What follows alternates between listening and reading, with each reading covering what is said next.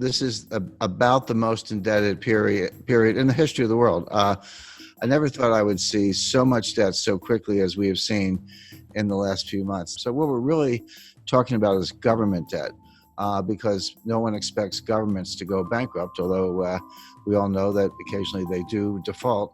We've seen many cases of that, but certainly not the United States or the UK or Spain or France. No one expects any of those countries to default anytime soon.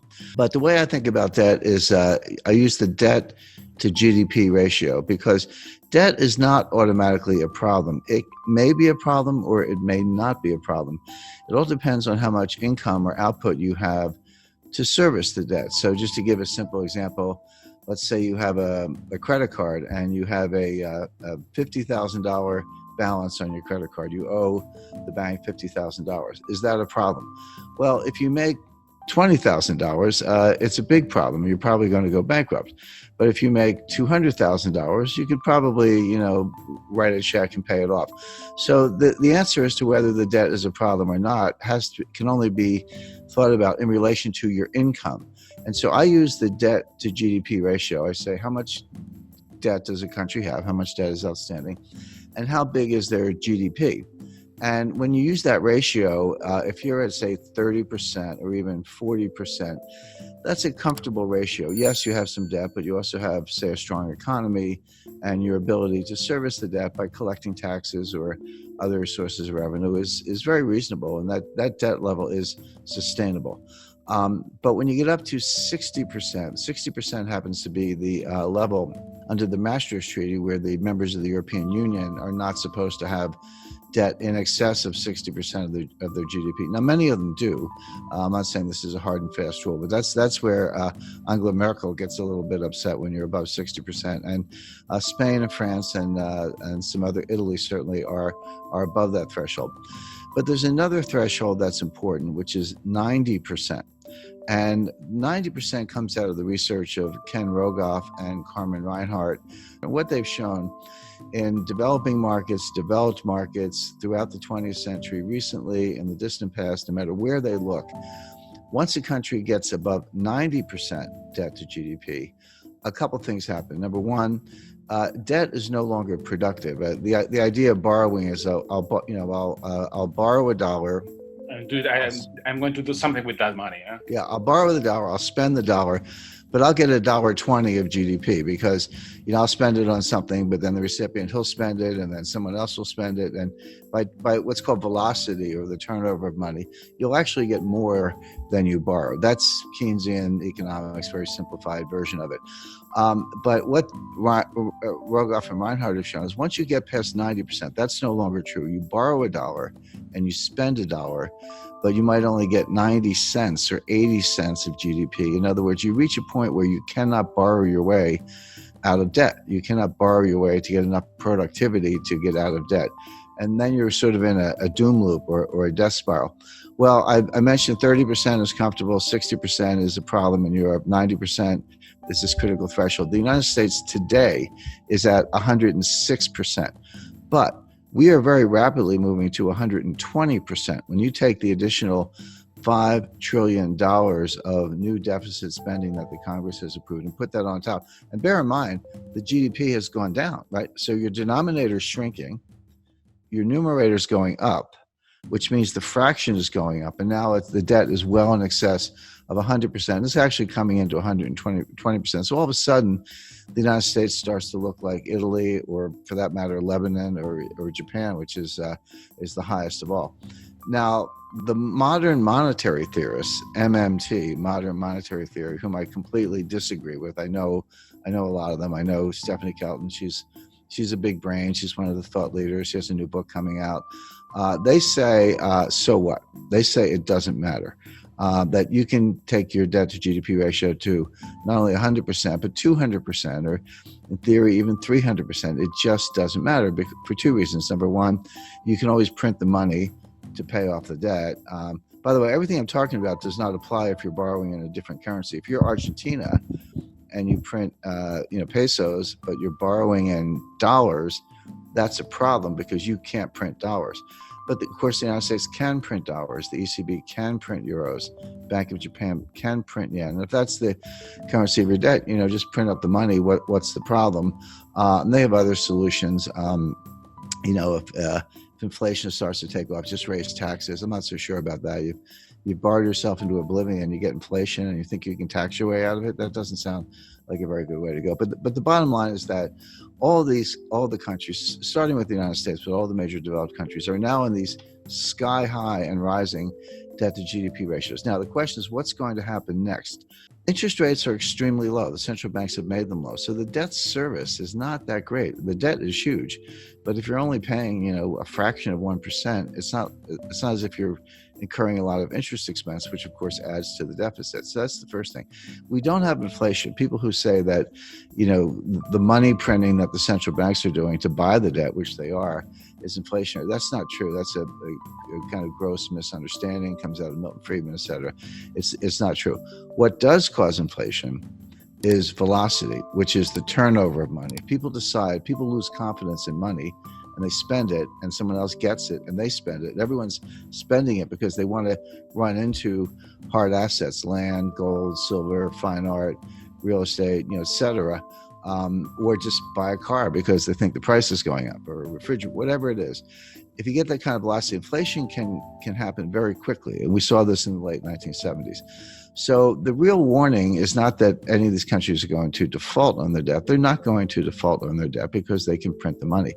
The danger is inflation. Now, if you said, do I see inflation right now? Absolutely not. We're going to see deflation, which is a different kind of danger. Deflation causes debt defaults because Japan has been trapped into that for 30 years. Yeah, and Japan's been in a depression, in my view, since 1990. My view, the U.S. has been in a depression since 2007. We're in our second lost decade. Japan's entering their fourth lost decade. But it's as if all the countries in the world are getting more and more like Japan. I had a meeting with Saki Kibara-san. He was very famous in the 1980s. He was known as Mr. Yen. He was an assistant finance minister in Japan, but he was called Mr. Yen. But very smart guy, very nice guy. And I confronted him on this. I said, Saki Kibara-san, your debt keeps going up and your debt to GDP ratio is sky high and your GDP is kind of flat. And he said, yes, but you're missing one thing. He said, our population is going down, which is true. So on an overall basis, they're flat, but on a per capita basis, their GDP is actually outperforming. So I said, so the logic of that is that someday there'll be one person left in Japan and she will own the entire country and be the richest person in the world. Well, it's very bad for Argentina, and here's why.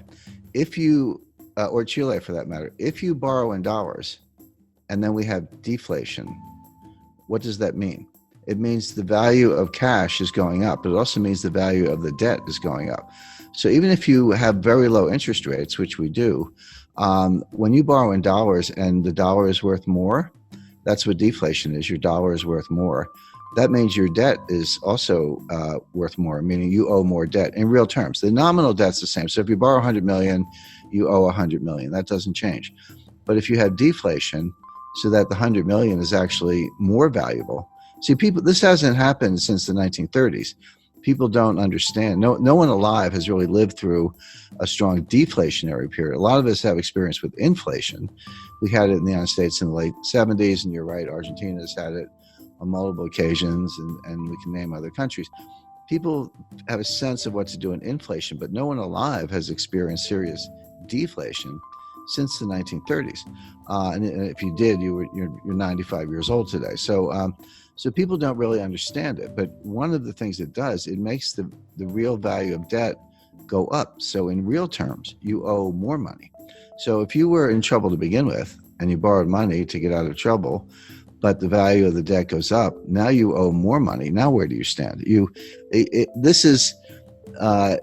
may not show up in interest payments, but every dollar becomes more and more difficult to get. The dollar's worth more. So what it means is that you see a strong dollar. Now, your local currency could be weaker against the dollar. That's true. That could help exports. It could help tourism. So, there's no tourism right now. There's Yeah, not going to be more tourism. well, you make a good point. There is no tourism today. I'm on a mountain, and you're in a home or studio or someplace. So right, there's no tourism going on today. But assuming it comes back next year, if you have a really strong dollar, in theory, an American could, or European for that matter, could look at Argentina. I've been to Argentina many times. It's one of the most beautiful countries in the world, and nice people, great restaurants. So, but it could look kind of like a bargain to somebody with a very strong currency. Sure. But that's not really Argentina's problem. Argentina needs more high-tech industry, more high-value-added industry. It needs to break out of what's called the middle income trap, where you get to a certain point, but you can't get past that point because you can't just do it with assembly style manufacturing jobs. You need high value added jobs. You need technology is what you need. And all the developed economies are facing the same issue. That applies to all of Latin America, Chile, Mexico, Colombia. Correct, but it applies to most of Asia as well. This is China's problem. China's not going to continue the kind of growth we've seen over the last 20 years because they've used up that. When I studied development economics in the 1970s in graduate school, and we used to think that the hard part of development economics was getting from low income to middle income. And then we say if you get to middle income, it's a straight path to high income. Turns out that's not true. Getting from low income to middle income is actually pretty straightforward. You have to get rid of corruption and you need to ease up on regulation. But you can, if you have foreign direct investment and people come from the country to the cities and you do, kind of simple manufacturing, et cetera, you can get a really good export machine going and earn hard currency reserves. So that part's easy. The hard part is getting from middle income to high income, because it turns out you can't just do more of the same. You actually need more high value added. You need technology today, and that's what I would advise every country to be working on, including Argentina, where the Argentina has a very very highly educated workforce. I mean, Argentina would be a good case to why don't we make iPhones in Argentina instead of China, and we're going to bust up. The United States is going to bust up the supply chain to China. We're going to shut over time. Won't happen overnight, but we're going to pull those factories out or shut them down and move them elsewhere. So the question is, if I were advising any developing economy, I would say, how can I become a supplier to the United States? If they're going to get rid of China, which we are for a lot of reasons, I'd want to be in the list. And we're actually looking at Jordan as a country that could make cell phones. India is a big case because they have cheap labor. Argentina, I think, is a better candidate because they have a more highly educated workforce.